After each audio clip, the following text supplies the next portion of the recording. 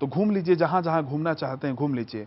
अगर आप उससे जान छुड़ाना चाहते हैं तो ही हमारे पास आए। घूमना चाहते हैं तो आप दुनिया में घूमिए, हमारे पास फोन ना करें। अगर आपको सच में चाहते हैं कि नहीं, कृपा शक्ति के माध्यम से मैं अपने रोगों को समाप्त करूं, तो मेरे पास आइए, अन्यथा मत आइए। फिर क्योंकि आप अपना पैसा बर्बाद करेंगे मेरे पास आकर, उसका कोई फायदा नहीं। जब मूड बन जाए पूरी तरह से, आप सोच लें कि नहीं मुझे अब इस बीमारी से जान बचाना है, तो ही आप हमारे पास आए। और फिर चमत्कार के लिए तो कृपा शक्ति बनी ही है। जो दुनिया को, लोगों को भला कर रही है, वो आपका भला क्यों नहीं करेगी। जी नमस्कार। नमस्कार सर। हाँ नमस्कार सर। डॉक्टर साहब हिमाचल से बोल रहा हूँ मैं, मेरा नाम संदीप है जी। जी संदीप जी। डॉक्टर साहब मुझे ना 8 महीने से डिस्क का प्रॉब्लम है जी। मेरा L5S1 में बल्ज है। L5 और S1 में? L5 के S1 में बल्ज है जी, थोड़ा टेढ़ा को बाहर को निकल गया डिस्क ना जी। ओहो हो। और मुझे टांगों के नीचे खड़ा नहीं हो सकता हूँ सर। घुटनों के नीचे नसों में इतना दबाव आता है कि ना चप्पल पड़ती है ना बूट डाल सकता हूँ। वो तो आप तो चप्पल भी डालते होंगे तो आपको दर्द आता होगा। सर बहुत मुझे दर्द नहीं आता सर, ऐसे लगता है मेरी टांग लोहे की बन गई है, पैर भी लोहे के बन गए हैं। और सर ना बैठा जाता है ना कुर्सी पे बैठा जाता है, और 6-7 महीने से ड्यूटी भी नहीं जा पा रहा हूँ सर। और मुझे सर ऐसे लगता है जैसे जब मैं कदम उठाता हूँ ना जी, कोई चीज कहीं पे पिंच हो रही है मुझे बैक में। थोड़ा सा एक चीज बताया संदीप जी, थोड़ा सा मैं आपसे एक चीज पूछ रहा हूँ। जब ये आपको ये प्रॉब्लम हुई थी तो आपको सुबह का टाइम था क्या? सर ये नहीं मैं कह सकता, पर मैं शाम के टाइम स्कूटर से गिरा था जी। अच्छा ठीक है। तो गिरा बहुत कम सी लगी थी, पर तो जैसे मैंने स्कूटर उठाया उसके बाद मुझे दिक्कत शुरू हुई थी जी। आपको ये फिर प्रॉब्लम शुरू हो गई थी? हाँ जी सर, फरवरी से शुरू हो रखी है। मैं कौन सा इलाज नहीं छोड़ा होगा। जो लोग एब्सर्ड पुलिंग करते हैं, उनसे झटका लगाते हैं, उनसे भी करवा बैठा हूँ सर। एलोपैथिक, आयुर्वेदिक, नेचुरोपैथी सब कुछ करवा लिया सर। नहीं, झटका से ठीक नहीं होगा संदीप जी ना, क्योंकि ये नसों की प्रॉब्लम है ना, ये झटका से थोड़ी ठीक हो जाएगा। सर जो डिसलोकेट हो गई है वो कैसे ठीक हो जाएगी, अपनी जगह कैसे आएगी? मैं वही आपको बता रहा हूँ। देखिए एक्चुअली क्या है कि आप कह रहे हैं L5 में आपको प्रॉब्लम है, राइट? L5S1 में सर बल्ज है, माइल्ड बल्ज है। हाँ, उसमें क्या होगा कि वो गैप आ गई होगी, उसमें वो अपनी जगह से हिल गई है। जी जी ठीक है। अब वो अपनी जगह से हिल गई, वो अपनी जगह पे आएगी कैसे? अब मैं यही जानना चाहता हूँ आपसे सर। मैं भी तो आपसे वही बता रहा हूँ ना। अब आप इसका एक ही रास्ता है कि आप फिजियोथेरेपिस्ट के पास जाए, तब भी ये प्रॉब्लम नहीं सॉल्व होगी। क्यों नहीं सॉल्व होगी? क्योंकि नसों में एक अकड़न सी आ गई है। ठीक है।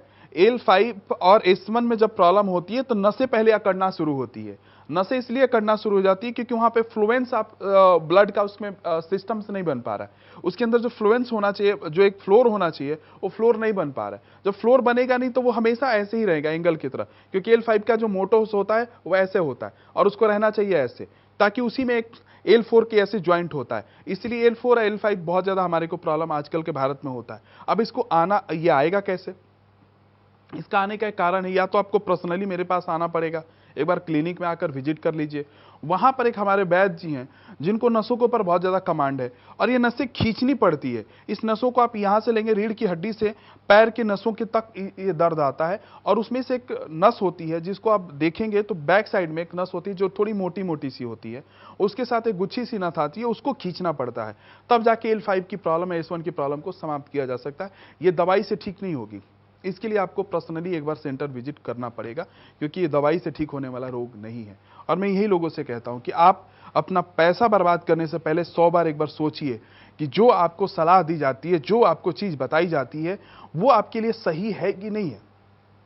क्योंकि अगर वो आपके लिए सही नहीं है तो बेकार है। फिर जितना मर्जी आप अपने आप को प्रिपेयर कर लीजिए, जितना मर्जी आप अपने आप को टेस्ट करा लीजिए, जितना मर्जी आप कुछ भी कर लीजिए, आपके जीवन में कुछ अच्छा होगा नहीं। इसलिए मैं लोगों से बार बार कहता हूं कि संचित प्रारब्ध कर्मों को भी जानिए, साथ साथ आयुर्वेद के चमत्कारों को भी जानिए। और आयुर्वेद का चमत्कार मैं इसलिए कहता हूं क्योंकि आयुर्वेद सच में अपने आप में बहुत बड़ा चमत्कार है। उस शब्द में ही चमत्कार है। और उस औषधि की सोचिए, जब उसके शब्द में इतना चमत्कार है तो उस औषधि में कितना चमत्कार होगा। लेकिन बस जरूरत है नक्षत्रों को जानने की, जरूरत है उसके मिश्रण को जानने की, जरूरत है उसके लक्षण के साथ साथ उसके पक्ष को जानने की। क्योंकि जब तक आप पक्ष को नहीं जानेंगे आयुर्वेद को पकड़ ही नहीं पाते। जब तक आप नक्षत्रों को नहीं जानेंगे, आयुर्वेद में जितना मर्जी सर हाथ मार लीजिए कोई फर्क नहीं पड़ता। जब तक तिथि को नहीं समझेंगे, जब तक बीमारी की स्थिति को नहीं समझेंगे, तब तक आयुर्वेद पे कुछ भी काम नहीं किया जा सकता। और यही हमारे देश में हो रहा है। दवाई खा लो, दवाई खा लो, ये खा लो, वो खा लो, ऐसे कर लो, वैसे कर लो, लेकिन बीमारियां जस की तस बनी हुई हैं।